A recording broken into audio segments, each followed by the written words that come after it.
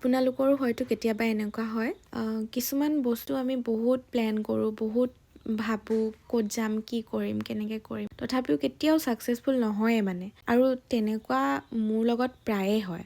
আৰু যিটো কথা মই আগতেই ভাবি নথওঁ, কোনো প্লেনিং নথকাকৈ যেতিয়া মই কিবা এটা কাম কৰিবলৈ লওঁ, সেইটো মানে বহুত স্মুথলি হৈ যায়। আজিও ঠিক তেনেকুৱাই হ'ল। ৰাতিপুৱা জাষ্ট মই সাৰ পাইছোঁহে, তেতিয়াই মোৰ লগৰজনীয়ে ফোন কৰিলে যে মই তহঁতৰ ঘৰত গৈ আছোঁ। আৰু তাই আহিম বুলি কোৱাৰ পাছত মোৰ আৰু ৰৈ থাকিবলৈ সময় নাই। একে জাপে বিচনাৰ পৰা নামিছোঁ আৰু তাইক মই আনিবলৈ গা পা ধুই আজৰি হৈ লৈছোঁ। আৰু তাইক আনিবলৈ যাওঁতে আমাৰ শিমলুগুৰিতে বহা ডেইলি মাৰ্কেটৰ পৰা বজাৰৰ বস্তুকেইটাও লৈ আহিলোঁ। আৰু সেইদিনা গধূলিলৈ মোৰ লগৰ কুচুমিতাই মেছেজ কৰিলে এডোখৰ খুব ধুনীয়া জেগা আছে বুলি। পাছদিনা আমিও সেই জেগাডোখৰলৈ যাম বুলি ডিচাইড কৰিলোঁ।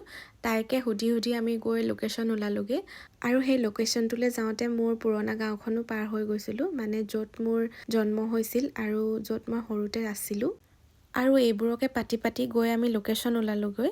জেগাডোখৰ সঁচাকৈ বহুত ধুনীয়া আছিলে, কিন্তু আমি তেনেকৈ ডাইৰেক্ট সোমাই যোৱা নাছিলোঁ, যিহেতু বেলেগৰ বাৰী হয়। সেইকাৰণে ওচৰতে থকা দাদা এজনক পাৰ্মিশ্যন লৈহে আমি ভিতৰত সোমালোঁ আৰু তাতে অলপ ফটো ভিডিঅ' তুলিলোঁ। আৰু এনেকৈয়ে আমাৰ আনপ্লেন দিনটো বহুত ধুনীয়াকৈ পাৰ হৈ গ'ল।